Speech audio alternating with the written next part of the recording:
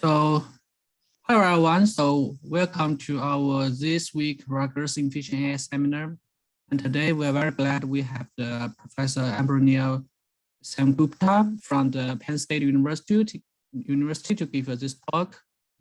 So, Professor Sengupta is an assistant professor in the School of the Electrical Engineering and Computer Science at Penn State University. He received the PhD from the Purdue University in 2018. And he has published over 60 articles in reference journals in the conference and holds 4 granted pending US patents. He has been awarded the IEEE Circuits and Systems Society Outstanding Young Author Award, IEEE SIPS Best Paper Award, Schmidt Science Fellows Award nominee, Billsland Dissertation Fellowship, CISPIN Student Presenter Award, Berk Fellowship, and DAAD Wise Fellowship. His work on neuromorphic computing has been highlighted in media by MIT Technology Review, US Department of Defense, American Institute of Physics, among others. So now let's welcome Professor Sengupta to give this talk. Thank you so much, Bo, for the kind introduction. So today I'll be mainly talking about some of the research we have been pursuing in the neuromorphic computing lab here at Penn State. The work is very interdisciplinary, and we draw insights going all the way from neuroscience concepts, implementation of those neuroscience aspects to nanoelectronic hardware, and how to build better, efficient AI systems. Throughout the talk, if any of you have any questions, please feel free to stop me during the presentation. I would be happy to answer any questions you guys have.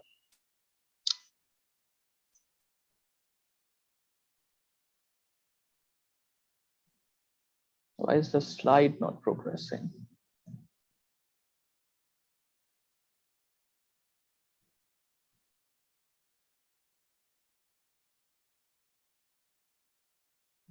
That's strange.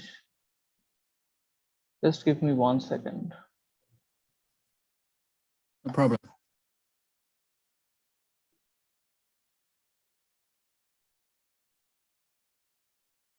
Let's see if this works. Okay.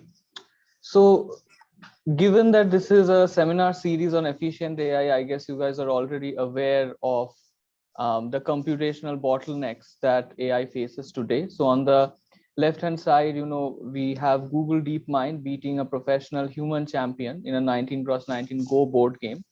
And while all of this advancements is a very interesting feat in the domain of AI, an often underestimated cost is the amount of computational resources that these systems require.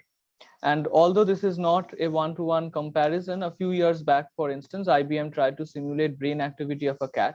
And in doing so, it ended up consuming around a few megawatts of power just to simulate 5 seconds of brain activity at even 80 times slower firing rates. So if you were to even scale this number up to simulate the brain activity of a human being on the best possible supercomputer that we have today, the power consumption would be humongous. So we know that there exists almost at the very least 10 to the power of 6 orders of magnitude power difference between how we are implementing deep learning systems today and how the brain does computing. And this has been kind of the inspiration behind the field of neuromorphic computing, where we are trying to draw several insights from how the brain works, how the individual components of the brain contribute to cognition, how the underlying circuitry is organized in the brain, and imbibe those concepts into how we are designing our hardware as well as our algorithms.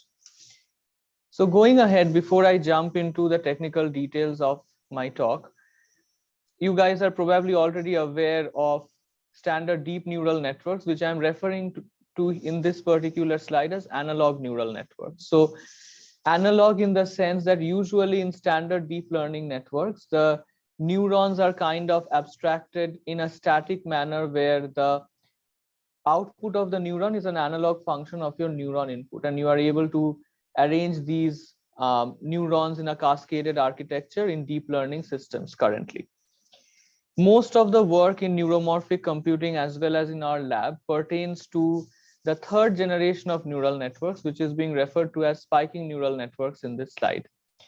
The motivation behind this is really the fact that neurons in our brain compute in a time varying dynamic manner, and there are multiple ways in which they do computing, ranging all the way from leaky integrate fire characteristics like the one shown here, or oscillatory behavior, and so on. The key takeaway being that computation in the brain is highly temporal, and along with the fact that it is also event driven, in the sense that the computations are usually triggered by incoming spike trains, which are 0 and 1. As a response to this spike train, there is an internal state of a neuron, let's say the membrane potential, which integrates these incoming spikes and leaks whenever it does not have a spike, and on crossing a particular threshold, it generates an outgoing spike. So therefore, computation is highly event driven, that is, it is driven by zeros and ones, and therefore you are really computing and communicating information between neurons only when needed. So this has serious implications. For instance, when I were to implement this neural network in hardware, I can think of it like sections of my circuit that is not receiving, let's say, any spikes. I can turn those sections of the circuit off. So really going for event driven hardware can result in huge amount of energy savings, especially if I'm doing computation with sparse spiking events, which means that I'm triggering my computing framework very sparsely over time. There are also some interesting advantages related to how the brain learns information based on unsupervised local learning, and I'll go into that in the later half of my talk. Very recently, even companies like, for instance, IBM, Intel have come out with their own neuromorphic chips that have really demonstrated significant power savings and energy savings in contrast to the same implementation of those networks on a standard deep learning system. Now, if I were to try to understand wherein the inefficiencies lie in terms of current hardware implementations, one of the reasons that we do have a bottleneck is because the underlying computational primitives of our hardware do not match the computational units of our algorithms. So for instance, on the CMOS side of things, we are really working with CMOS transistors, which are Boolean switches, and therefore they are more suited to implement Boolean logic, which is of the nature of 0 and 1, and may not be ideally suited, therefore, to mimic various kinds of the temporal dynamic behaviors that I'm talking about, like leaky integrate fire characteristics. So on one hand, there is a functional mismatch. And as you see over here on the left-hand side, we have, for instance, the schematic of a CMOS neuron where you have a host of multiplier accumulate units, which will contribute to the power bottleneck. Similarly, for a synapse, which is a kind of memory element, therefore, for even storing one synapse value, I will need, let's say, if I were to consider a 4-bit synapse, I will need 4 times an 80 or 60 SRAM cell. So I'm easily requiring from 24 to 32 CMOS transistors per unit synapse. So on one hand, there is this functional mismatch that is present. Now, interestingly enough, we have a host of emerging device technologies. In particular, our group primarily focuses on ferroic devices. We have been working on ferromagnetic devices for a long time, and ferroelectric devices is also something which is of recent interest to us.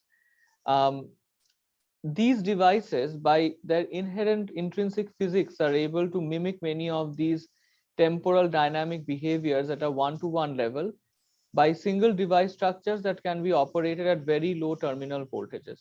So for instance, you see here, we have a magnetic tunnel junction device where I'm able to program the magnetization of my free layer, which is this particular layer. This is a reference layer, is for reading out the state of this layer.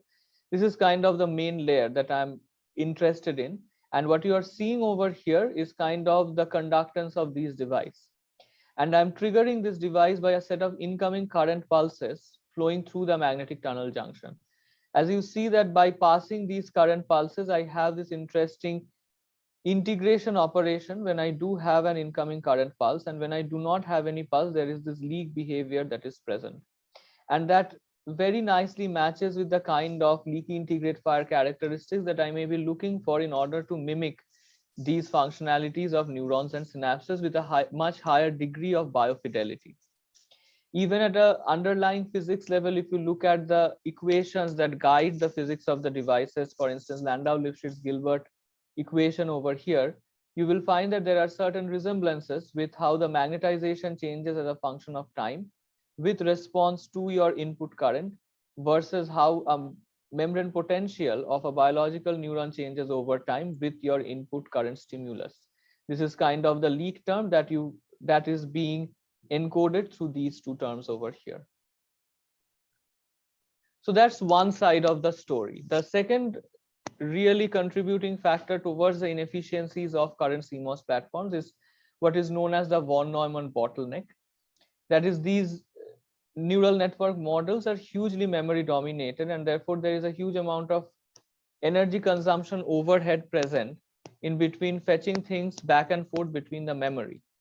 And we did one recent analysis where on the x-axis you see over here different data sets for recognition purpose, and the complexity of the data set increases from the left to the right. And on the y-axis you see the energy distribution. As you see, as we go for more complex tasks for which we will require more complex models and larger amount of memory storage, you can almost get greater than 50% of energy consumption in just the memory access and memory leakage. Right, so therefore this is one significant bottleneck that is present in current systems, and this is referred to as the von Neumann bottleneck. Interestingly enough, by very simple application of Kirchhoff's law and Ohm's law, you are able to embed the key computational unit that we require, the dot product operation in these systems, in these in-memory computing arrays of the non-volatile memory technologies that I was talking about. So this slide, for instance, shows a memory arrangement where I have these non-volatile spintronic devices at each cross point. If I were to program this device to a particular conductance state, and if I apply a particular voltage along the rows, then by Ohm's law, the current flowing through this cross point will be the voltage times the conductance. And all these currents will get summed up along the column. So I'm implementing dot product operation inherently in this array. And because these devices are non-volatile in nature, you do have memory already intrinsically present in these devices. So these kind of in-memory computing platforms is therefore enabling us to avoid this costly memory transaction overhead that is present in normal CMOS systems. So now, before I go from the introductory part of my talk to technical details, I'll spend some time to highlight some of the recent algorithmic efforts that we have been pursuing in our group. Now, spiking neural networks are a significant shift from current deep learning systems because, there are certain interesting inherent properties in spiking networks. For instance, the temporal behavior, as I mentioned, the event-driven behavior, dynamic leak properties, and so on.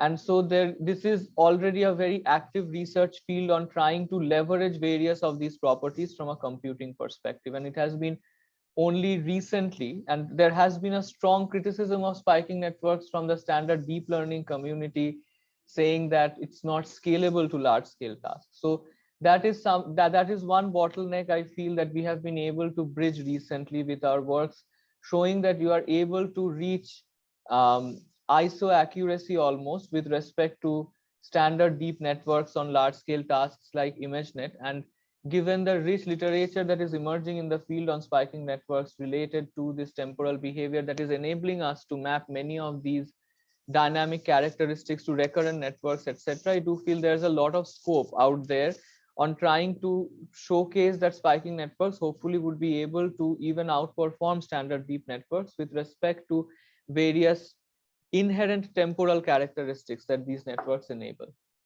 So at a very high level, the three methods by which you can classify training a spiking network is shown over here in this slide. On the left hand side, some of the very initial works on training SNNs really stemmed from spike timing dependent plasticity learning, which is a kind of unsupervised local learning rule. I will go into STDP learning a bit later in my slides. The very interesting property that STDP enables is that it is local, that is, it is not dependent on global gradient updates and so on. So it's much less costly in comparison to backpropagation based updates. It is also unsupervised, so it requires very minimal labeled data. The disadvantage, though, is that it is limited to small scale networks and limited accuracies, but I do feel that it is also not proper to really compare STDP learning frameworks with backpropagation accuracies, because it is a completely unsupervised learning framework. And even if you look at the deep learning literature, unsupervised learning is usually exhibiting lesser accuracies than supervised training methods. Of course, the application domain for STDP learning is really probably in resource constrained edge devices, where in real time I would anyways not be able to achieve labeled data in real time. So I don't expect a human annotator to be present there in real time to fetch me labeled data. Now, there are also various works on training SNNs from scratch, that is backpropagation in SNNs through time.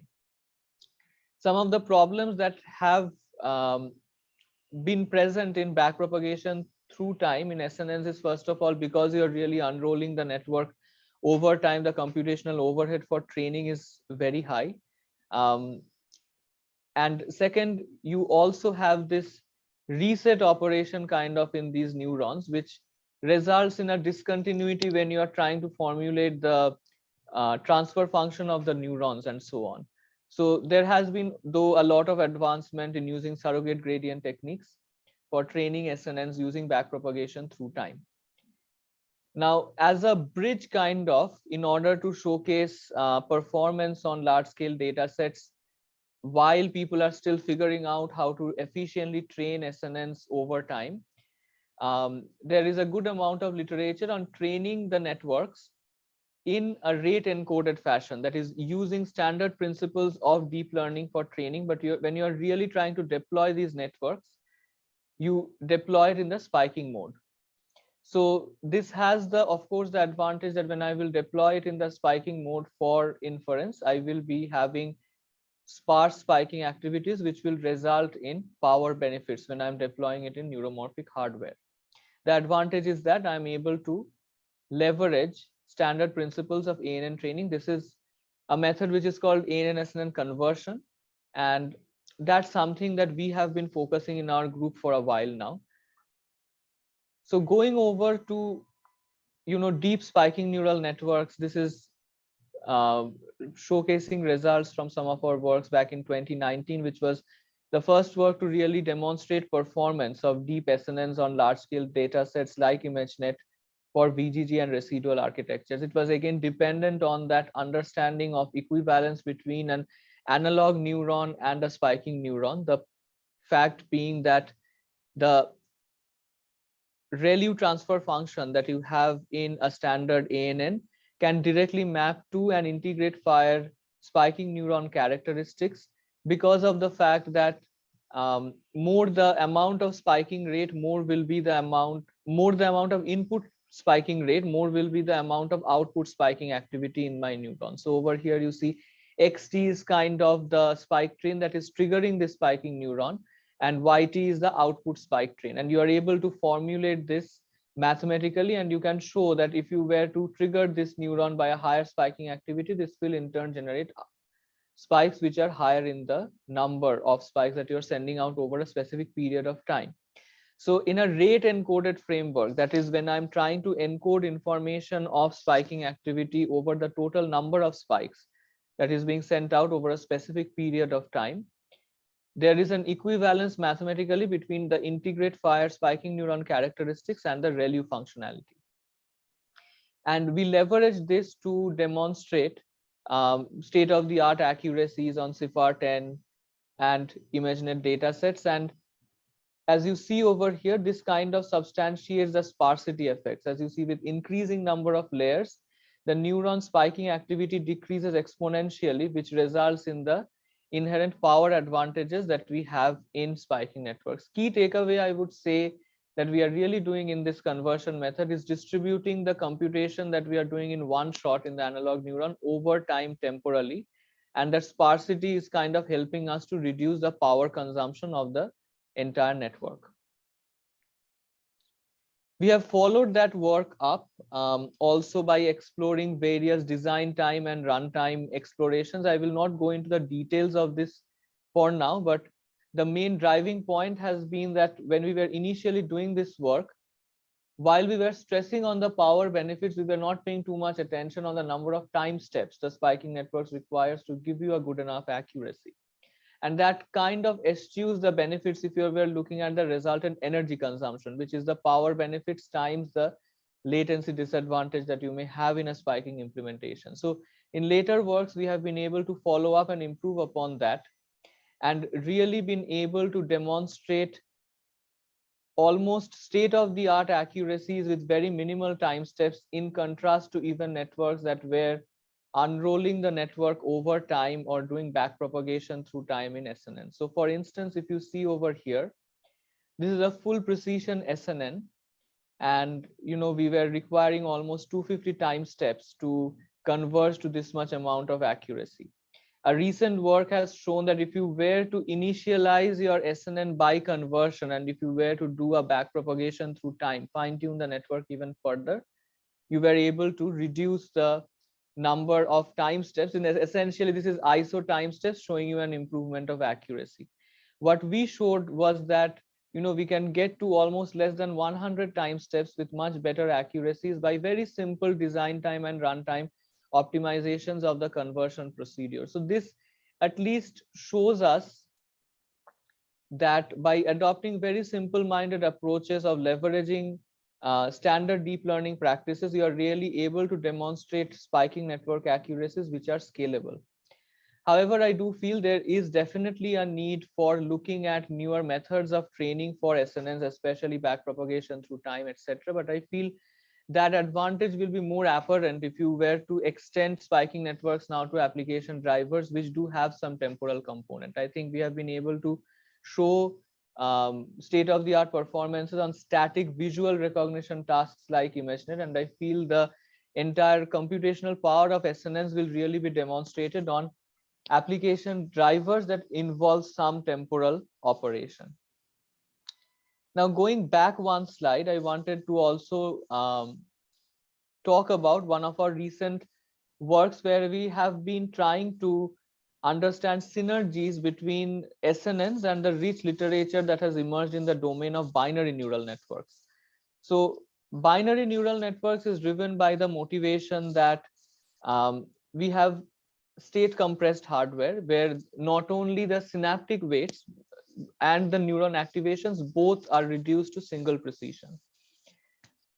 In the domain of SNNs, we have been primarily talking about binary activations for a long time, but it is kind of encoded over time. Now, binary neural networks, people have been able to showcase very good accuracies, I would say, on tasks like CIFAR 10, CIFAR 100. In ImageNet, though the accuracies are not as scalable, however, to some extent, reasonably good accuracies in various tasks. And even in the even in the community of deep learning hardware, there have been a huge amount of literature on custom hardware accelerators specifically designed for binary neural networks. Now, we wanted to understand whether there is some synergy between the two, right? So for instance, over here, we show one particular in-memory computing platform based on an RRAM implementation where you are able to program these devices in binary states. So now the reason why I would also say that the in-memory computing community is very much excited about binary neural networks is it becomes very easy if I were to program these non-volatile memory devices in binary states. While multi-level states is very promising, it also has certain disadvantages like variations and so on. So there is this entire community that is primarily focusing on binary neural network hardware accelerators, though with the disadvantage that the accuracies when you scale to large scale systems is not that great. Now, what we observed was that there is also some recent literature that pointed to the effect that synaptic weight discretization is probably not so crucial. It turns out that neuron state discretization is what really causes that accuracy degradation.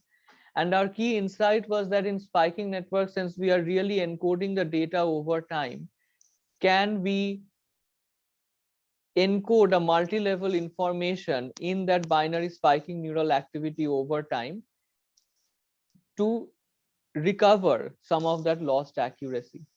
And the advantage would be that I'm able to implement this binary spiking neural network in the same in-memory computing kernel. In fact, it actually gets much more simplified, because in a binary neural network, you kind of have plus minus one inputs, whereas in a spiking network, you have 0 and 1. But just by operating the in-memory computing array over time, I'm really able to get state-of-the-art accuracies. And it turned out to be that is in fact true.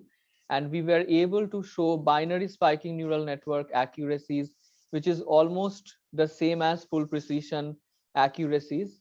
And the advantage being that you are able to implement these systems in the in-memory computing frameworks that are really catered for binary neural networks. So that's really the key advantages.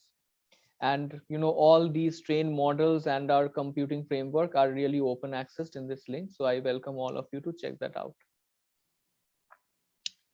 Okay, so now let me transition to some of our work on the hardware side, and I will really try my best to give a flavor of how we are leveraging interesting properties at the device level and how that has implications going all the way to circuit and system level design, and how hardware algorithm co-design is really the key to enabling some of the works we have been trying to do. Now, the basic device structure that we work with is that of a magnetic tunnel junction, where we have two nanomagnets separated by this spacer layer, which is a tunneling oxide. And by passing current between the two layers, either in one direction or the other, you are able to program this free layer, which is the layer I'm really manipulating, by input current flowing through the nanomagnet. This magnetic tunnel junction has two stable states. As you see, these are separated by an energy barrier. And I'm switching between these two states based on the current direction that I'm flowing through the device.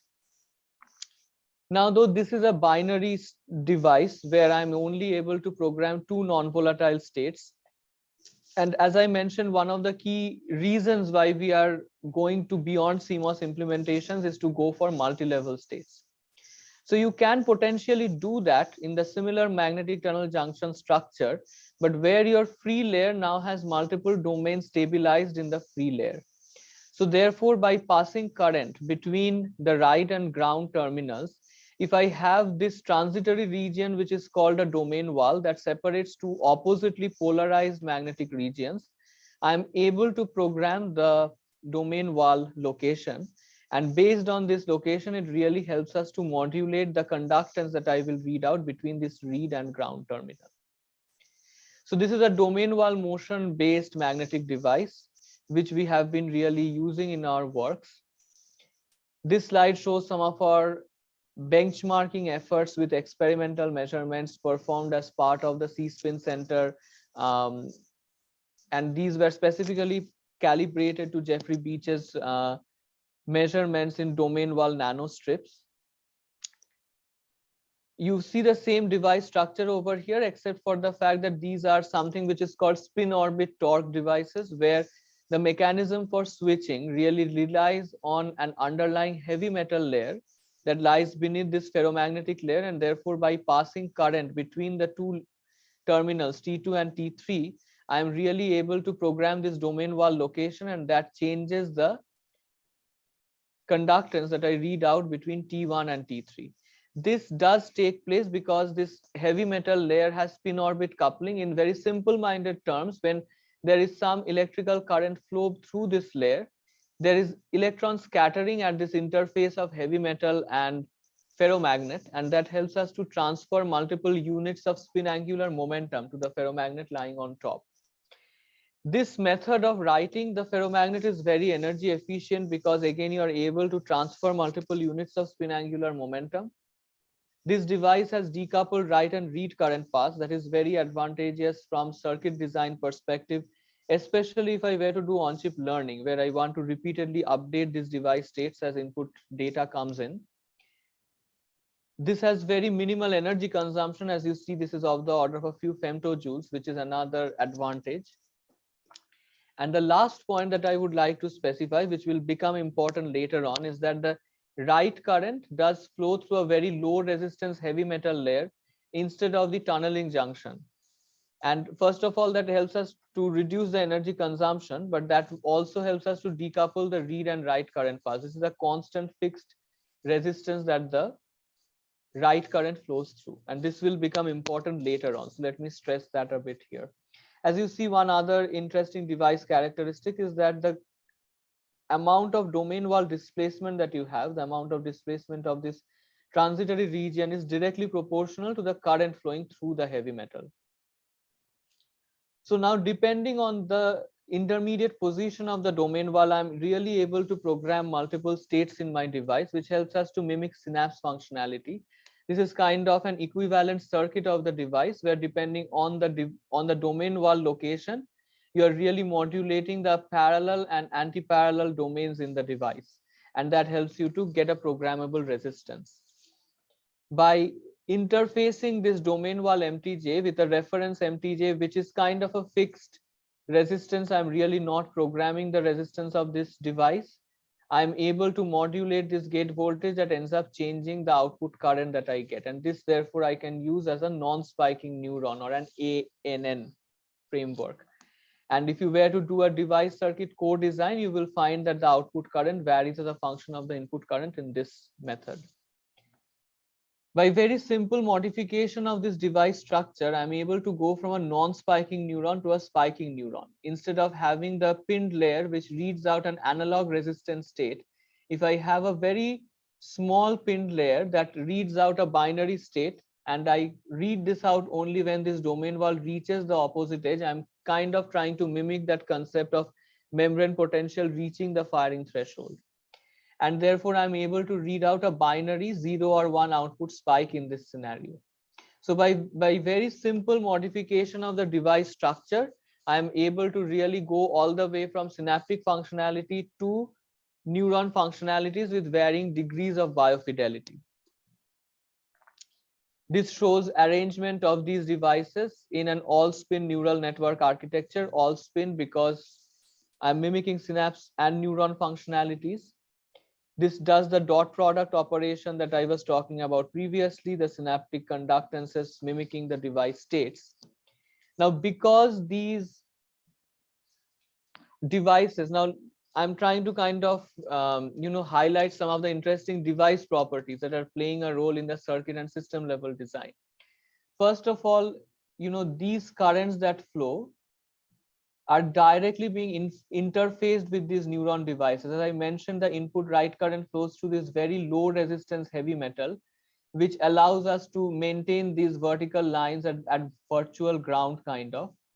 And because these are magnetometallic devices and require very low currents for switching purpose, you can really reduce the operating supply voltages of these arrays to of the order of 100 millivolts or so.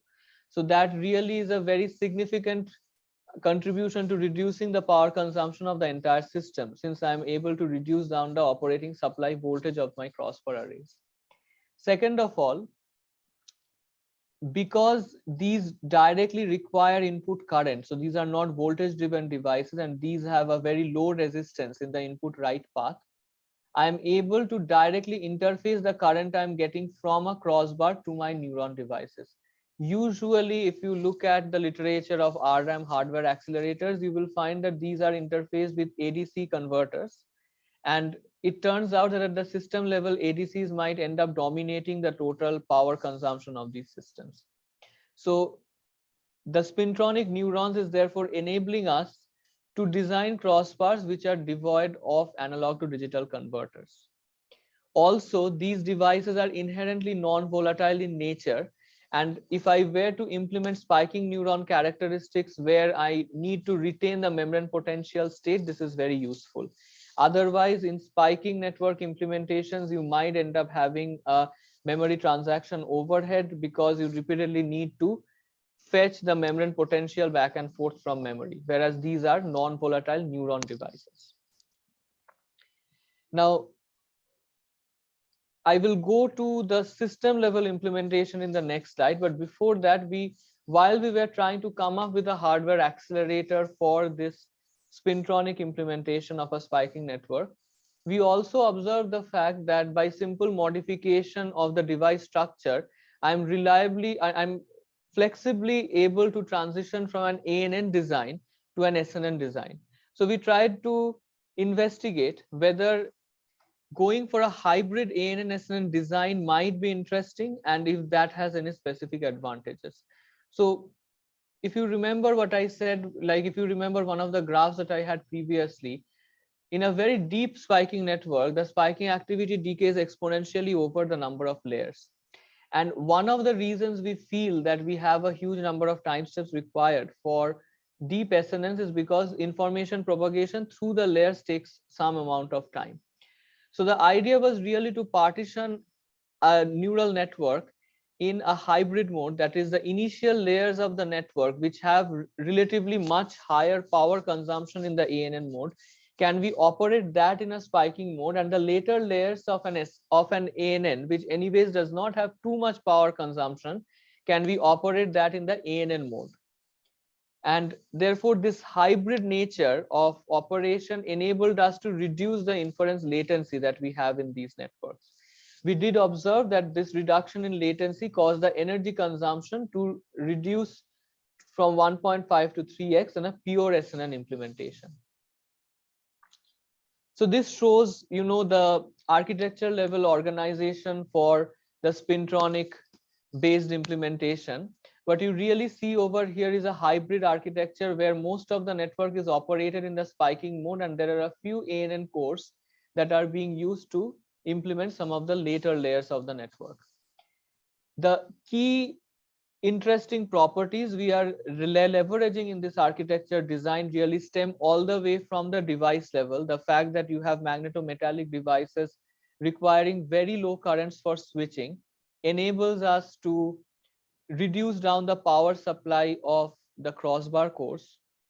Second of all, we are trying to avoid ADC conversion, and we are really using ADCs only when information needs to propagate from one particular core to a neighboring core. So we are sparingly using ADCs only when we are going for long distance communication, and for short distance current merging between crossbar arrays in a neighboring tile, we are not really using an ADC, but we are really banking on the inherent current merging property of the spintronic neuron. And third, at the system level, we are also partitioning it between ANN and SNN cores, and that also leverages some of the interesting device property that by flexibly tuning my device structure, I'm really able to go from an ANN to an SNN.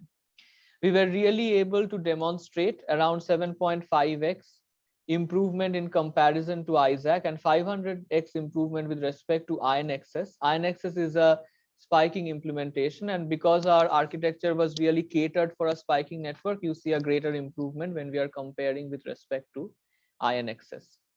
So this is really an end-to-end co-design framework that we are trying to develop, where device properties have implications all the way to how you're designing your circuit systems as well as your algorithm design.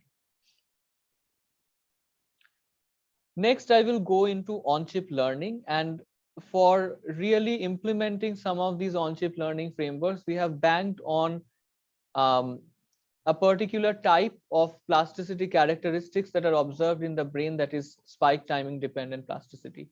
Spike timing dependent plasticity, or STDP, is based on the seminal work of Bai and Fu, where the change in synaptic weight depends critically on the spike timing difference. And if you see over here, delta T is the x-axis, and the delta W is positive when you have a positive delta T, that is your post neuron or the receiving neuron spikes at a later time than your pre neuron. So STDP kinds of tries to promote temporal correlation effect, that is your post neuron firing right after your pre-neuron, and higher that temporal correlation, more exponentially stronger is your synaptic strengthening.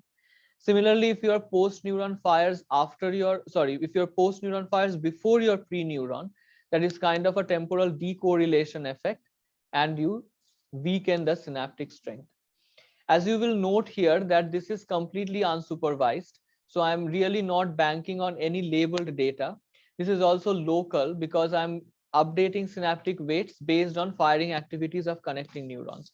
So being local, this is very attractive for implementation of these systems by the in-memory computing primitives with these emerging devices that I'm talking about. So we can really go for very compact implementation of these in-memory computing kernels. Second of all, because it is unsupervised, this is very attractive for implement on-chip learning in edge devices where I will have limited label data, and it is not always possible to transmit my information to the cloud for processing because of privacy concerns and so on. However, I would also like to mention that there are some criticism also in the community that, okay, maybe STDP is not giving you very high accuracies, but I really feel that is a bit unfair because you're really comparing it with a supervised learning framework. So the application domain for STDP is not really to replace backpropagation, but rather in application domains where I will have minimal label data, and I'm looking at it like an incremental learning scenario where I may have pre-trained my neural network, let's say by backpropagation, and I'm doing really incremental state updates by STDP in an online fashion. This slide gives one particular example, where I have spike trains coming in from pre-neurons, I1, I2, I3, and I have a post-neuron firing event here. So for I1 and I2, the state updates are really positive because here the post-neuron is firing after the pre-neuron. And over here, since it is firing, and since over here, the pre-neuron is firing after the post-neuron, that is the post-neuron has fired before it. So it's not really temporal correlation over here. The weight is decremented in this particular scenario.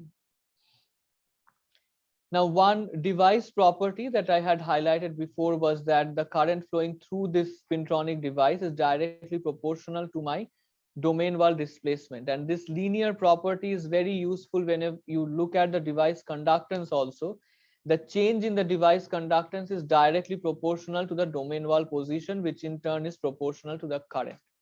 And this very good linear property of the device has enabled us to very simply implement spike timing dependent plasticity in these devices.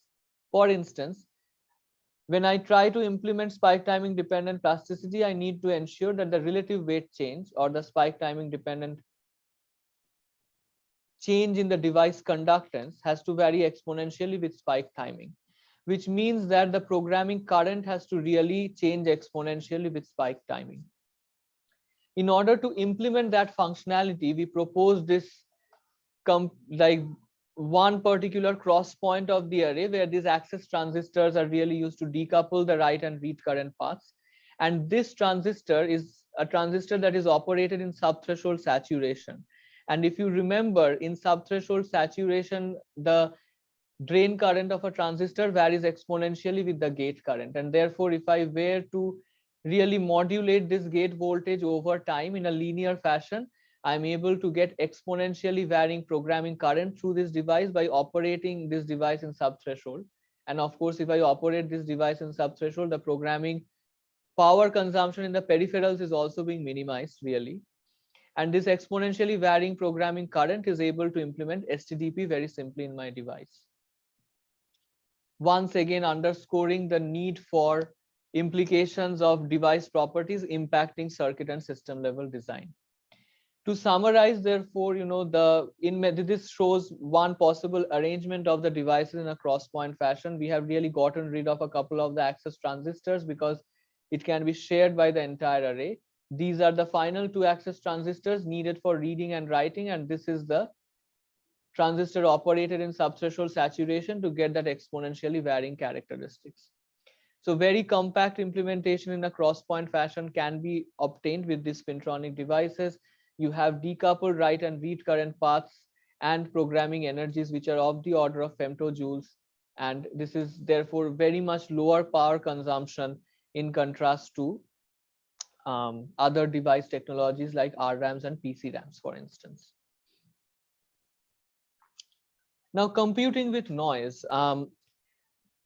Probabilistic inference is something that is intrinsically present in the brain. And interestingly enough, we observe that as we are going to nanoscale size dimensions and we are really scaling down this device, noise is something that comes free with the device. And for instance, in spintronic devices, this stems from thermal noise. The device structure that I was showing you previously, that was for this domain wall motion based strip, which was relatively long device in order to really program multiple states in my device. Now, as I scale down this device structure to nanoscale dimensions, I will probably lose out on that multi-level property. So I will probably get binary states. But interestingly enough, thermal noise will be something that will be very much dominant in these scale structures. And if you were to tap out the switching probability of this binary state as a function of the magnitude of current, you will find that that is a non-linear function. And the idea is, can we therefore leverage this switching probability as the information carrier for computing instead of viewing that as a disadvantage, and can we compensate that for the loss in bit precision that we will observe in these scale devices? And the answer is yes. And we have been really able to showcase, going all the way from neuron functionalities to even synaptic devices, where these are binary state compressed synaptic devices instead of the multi-bit devices that I showed you previously, where the loss in bit precision is being compensated by the switching probability of the device. And you can really encode information in the switching probability characteristics.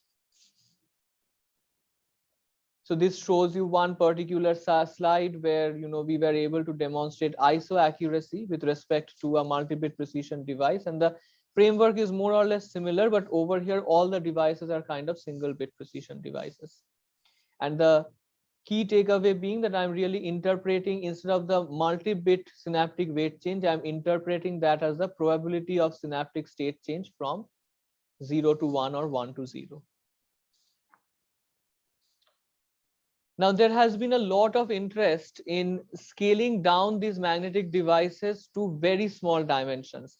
And this is something which is called the super paramagnetic regime.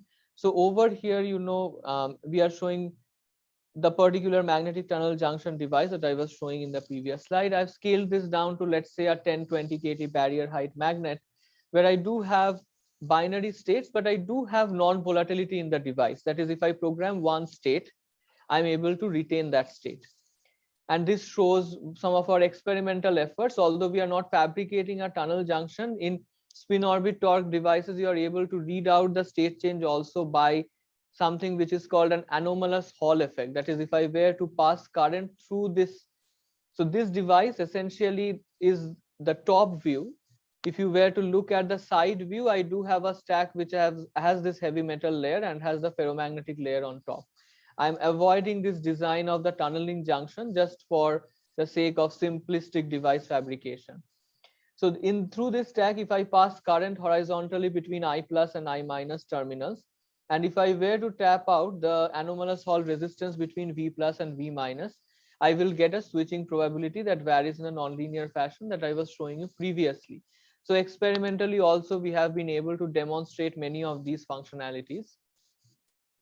However, there is a good amount of literature that is trying to predict the performance of this nanomagnet had we gone into the telegraphic switching regime or super paramagnets where the barrier height is below 10 kT. So in this scenario, what happens is that the magnet really loses its non-volatility. It becomes a volatile device and randomly starts to fluctuate between the two states, +1 and -1. However, I'm really able to program still the device state preferentially in the -1 or +1 direction if I were to have an appropriate current flowing through the device. The reason why you would like to go to these kind of super paramagnetic devices is because these are much faster, these are much scaled devices, and therefore there is power efficiency benefits if you were to scale these devices down. Now, the primary method by which these devices have been used still is in the rate encoded framework. That is, if I were to average out these state fluctuations over time, I will see that the average output voltage that I'm getting out of this device as a function of this write current will behave in that same nonlinear sigmoid fashion. So I will be able to use it as a neuron device, for instance, or as a synapse. It comes with specific disadvantages, though. No free lunch. The advantage of scaling is coming at the cost of losing out on the non-volatility effect. So I really need to continuously read and write the two operations concurrently. And because of these, the reading circuit needs to be very carefully optimized because the write operation now becomes very sensitive to the read and so on. Nonetheless, there is a huge amount of potential for these systems to really enable asynchronous spiking neural networks, because over here we are not really dependent on a global clock for computing because the MTJs randomly keep on fluctuating between the two intrinsic states. So it's really an asynchronous implementation that we are looking for. However, we note the fact that these devices are really still operated in the rate encoded framework. That is, I really try to read out the average output voltage as a function of the write current. Now, in one of our recent works, we have been trying to understand and really formulate this device in a temporal encoded framework. What I mean by that is this nanomagnet in the end is really a dynamical system where the device state is really present in either the parallel state or the anti-parallel state. And therefore, if I were to be able to control the two device lifetimes independently, that would really enable us to encode spiking information in the precise spike time of the neuron. And that I feel is very critical in order to scale SNNs going beyond the standard rate encoded networks. The reason also why we have really stuck with notions of, let's say, NNSN conversion, etc., is because we are really still banking on rate encoding, that is averaging out the spiking data over time. However, there is a good amount of literature in neuroscience that is telling us that precise temporal encoding is also something that is very important. And if I were to be able to program information in the precise spike timing, that would really help us to go to SNNs which have very low latencies, because I'm really encoding information in precise spike times. This precise spike timing is very difficult to do if I were to do it in a standard MTJ, because whenever I apply an input current, both the device lifetimes of tau p and tau ap do change together. However, in a recent work, we really proposed a futuristic device where we were looking at a magnetoelectric device where we have this magnetic tunnel junction, but we have a magnetoelectric layer, magnetoelectric oxide layer, ME layer, which is present beneath the magnet. And by applying some voltage across the ME layer and independently across the magnetic tunnel junction, we were able to really demonstrate that you are able to control these device lifetimes independently. And such a device will really be critical to enable the next generation of SNNs which do encode information over time. And this is also intrinsically stochastic. So we are looking at stochastic SNNs with temporal spike encoding. Now, I do often get the question of, where do spintronics stand in terms of other technologies that people are looking at. So I do feel that there's no clear answer till date on, which technology will be the ultimate winner. And there are interesting pros and cons when you look at various technologies. For instance, spintronics has the unique advantages that it is low power. It has much higher reliability and endurance than other devices like RRAMs and PCRAMs. However, experimental demonstrations is something which the RRAM and PCRAM community has been able to show even for crossbars stemming from 64 cross 64, 128 cross 128, and so on. Whereas in the domain of spintronics, we are really ramping up at the moment in terms of experimental demonstrations. I would say there have been recent demonstrations to going from prototype systems like 10 plus devices performing some associative computing tasks and so on, but it is still building up. And even in our group, we are really working on experimental demonstrations of various of these neural synaptic functionalities in the magnetic tunnel junction stack.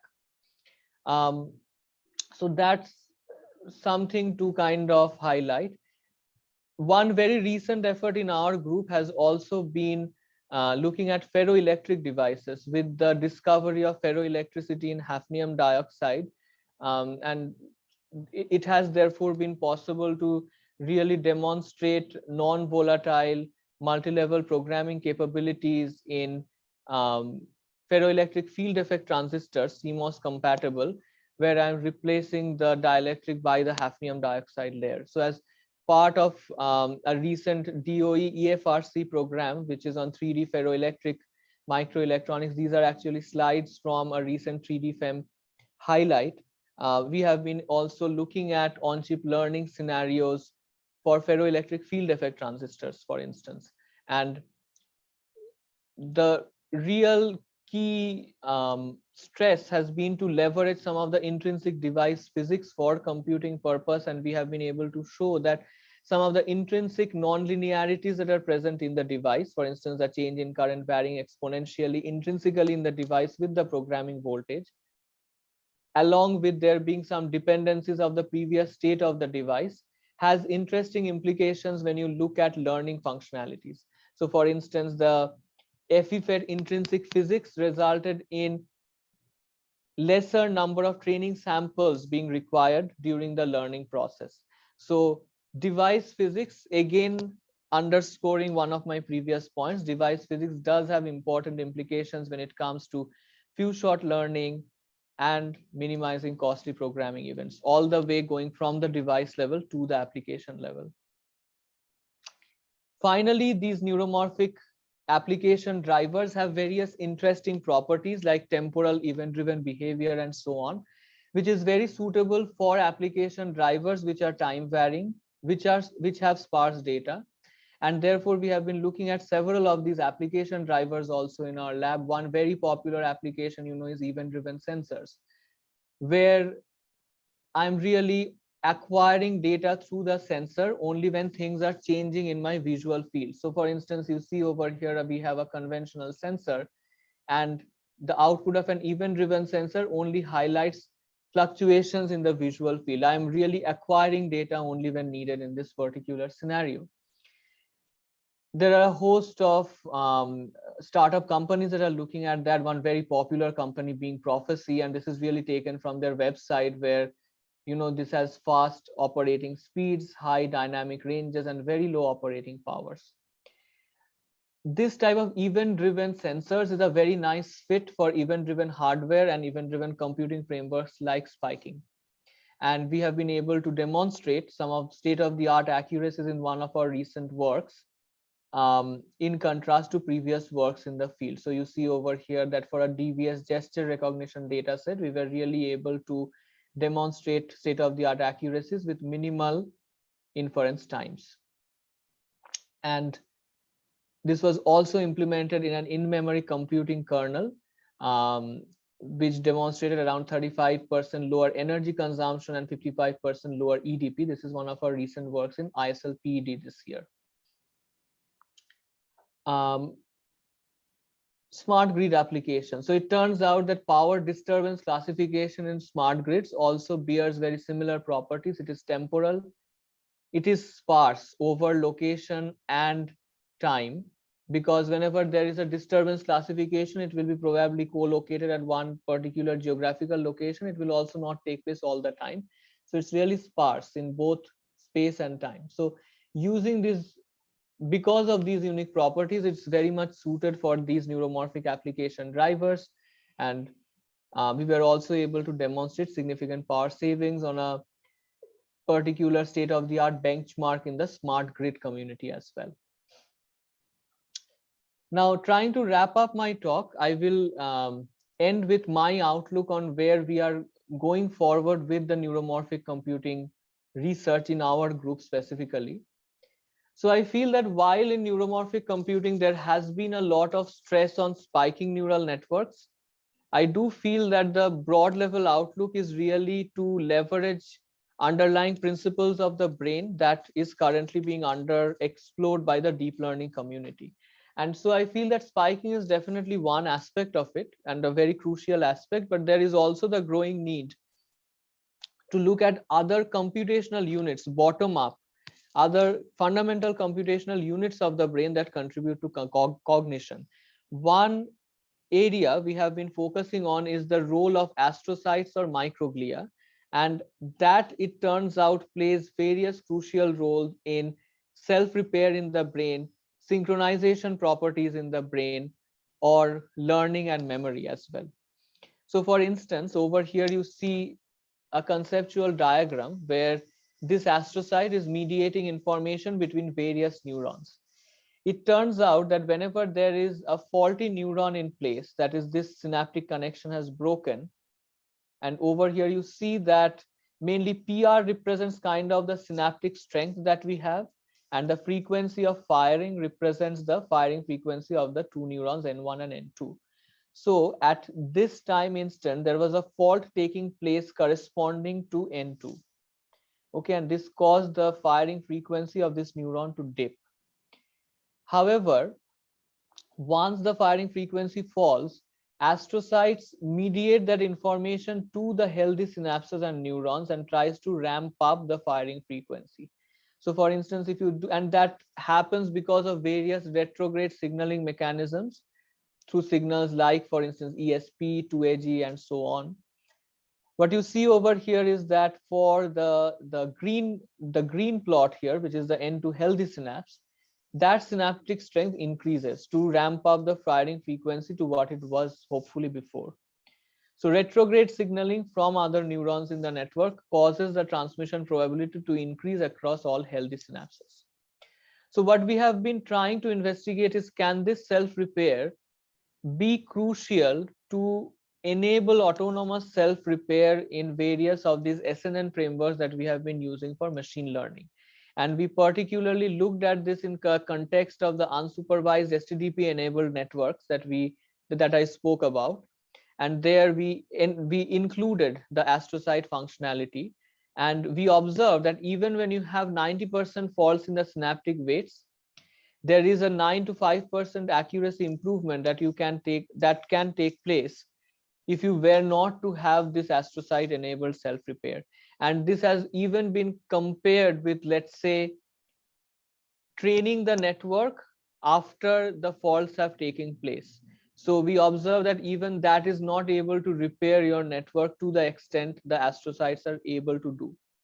And really the long lasting impact is that when you're trying to implement these neuromorphic systems in many of these emerging hardware, there will be intrinsically hardware level faults. And if I were to have this astrocyte feedback mechanism, I will be able to self-repair these autonomously self-repair these hardware level faults by imbibing this self-repair functionality. Another recent work, we have been looking at how astrocytes play a role in synchronization properties in the brain.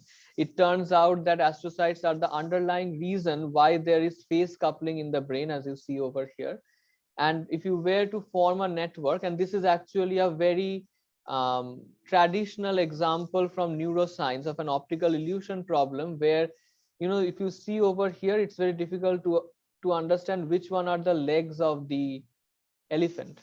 And this is an example problem taken from this reference, and it's a conventional problem in neuroscience where it's believed that how our brain temporally information binds, that whether these two are the legs, or let's say features number 1 and 3 are the legs, depends on this phase coupling mechanism that is enabled by astrocytes. And we were able to show at a fundamental device level, and this is really at this point at a fundamental science level, and we have to really go ahead and bridge the gap to machine learning side.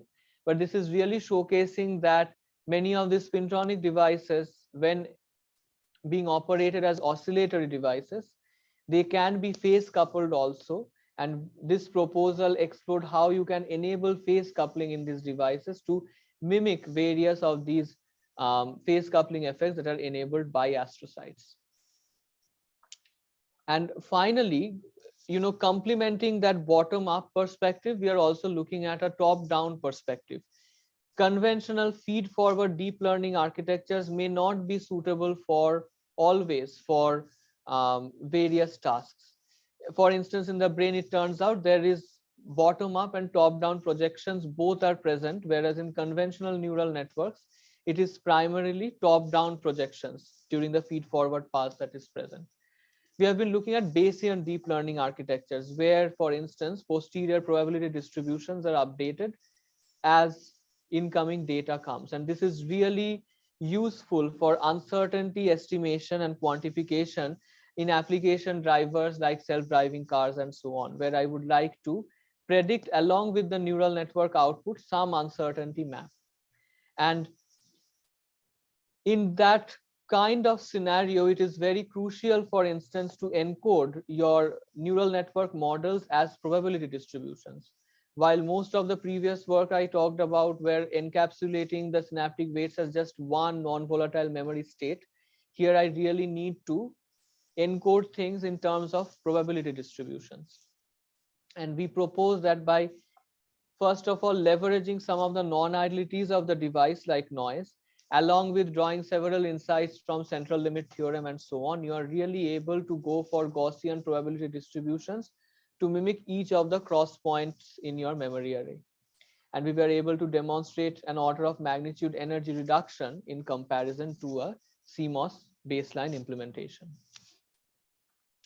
So to summarize, therefore, the research in my group is really driven by this interdisciplinary framework that is trying to draw insights all the way from neuroscience to machine learning and imbibing those concepts in how you're designing the sensors, device circuit systems, as well as algorithms. And we do hope that by bridging this gap and through this end-to-end core design, we will really be able to enable quantum leaps in the domain of AI efficiency. So this is where I would like to stop, and I would be happy to answer any questions. Thank you.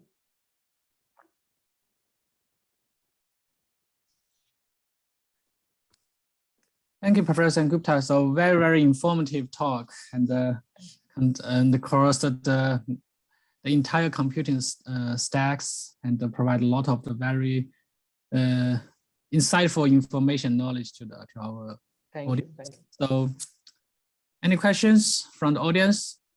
You can unmute yourself.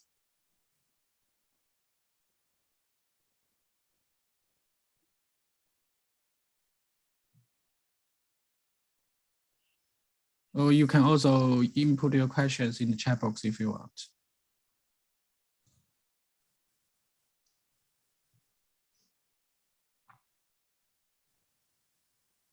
So actually, I have several questions, and so the first one. So I think in the first, you mentioned there are three different ways to improve the accuracy of the spiking neural work, like to conversion or to use the backpropagation, apply a backpropagation to the spiking neural work. So among these three different type of the approaches, so which one do you think is kind of the more promising?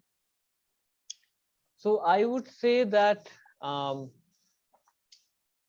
in terms of unsupervised, I think there's STDP. So let's probably leave that aside.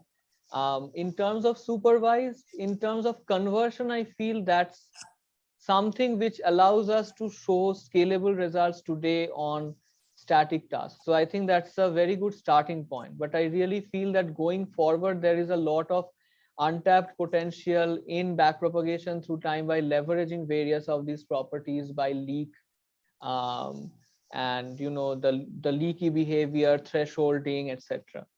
Now, if you were to just ask me that which is more promising in terms of static tasks, I think from my perspective, I feel given that this is itself a static task, we are not really using temporal information. I don't really see a huge advantage from going from a conversion based scheme to a backpropagation through time, There are works, for instance, that have shown that the reason why backpropagation through time is, of course, because of computational overhead of unrolling the network over time.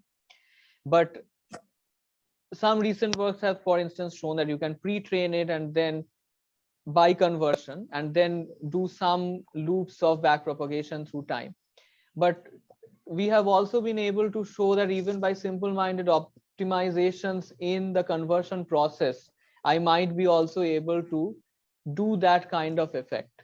And even some of our recent works, which we are currently working on, we are really seeing that even by further optimizations during the conversion process, you can even improve that even further. So if you were to ask me, my personal opinion is that yes, if you were to spend some extra effort of doing backpropagation through time on top of conversion, yes, there might be some improvements, probably because you are really optimizing more parameters over time. But I feel that the improvement would probably not be so drastic, because we are really banking on application drivers at the end of the day, where time does not play a crucial role. And I feel that that would be more apparent as you are progressing to newer application drivers. Okay, so you mean that, so actually you mean that, so we should pick the correct playground for the spiking neural. I think so, yes. Okay, thank you. And another question is that, so we have the neural work, a deep neural work and a spiking neural work, and also we have a different type of the emerging technologies like the RRAM, the MRAM, and so on. So regarding the spiking neural works, do you think that which one is kind of the most suitable underlying technology to implement? Right. I think that is a very loaded question, which I have not thought about. Yeah, Boka, can you hear me? Yeah, I can hear you. Yeah. Okay. I think there might have been some internet issues. So I was saying that is a loaded question. Specifically, if there's any technology impact with respect to spiking. So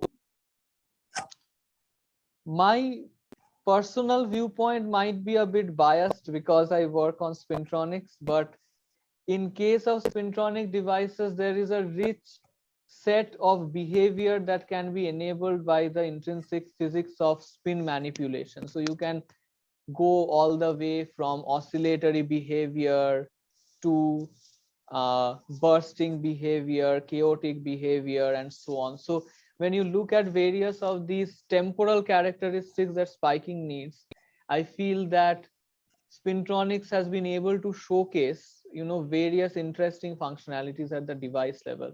It is not that other technologies have not been able to do that. For instance, if for people working on MIT devices with vanadium dioxide, or even with FEFETs, they have been able to showcase oscillators, but that has mostly been at the circuit level, where you have been able to interface with some other transistors to build an oscillator and so on. So I feel that at the more intrinsic physics level, probably spintronics enables a rich tool set of characteristics that it can enable. But I would also say that it's with a pinch of salt, given that I work in spintronics, I will probably be a bit biased.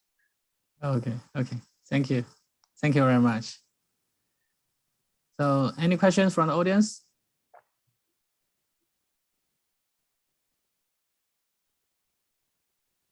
Okay, so if no more questions, so let's thank Professor Sengupta again. So for this very, very informative talk.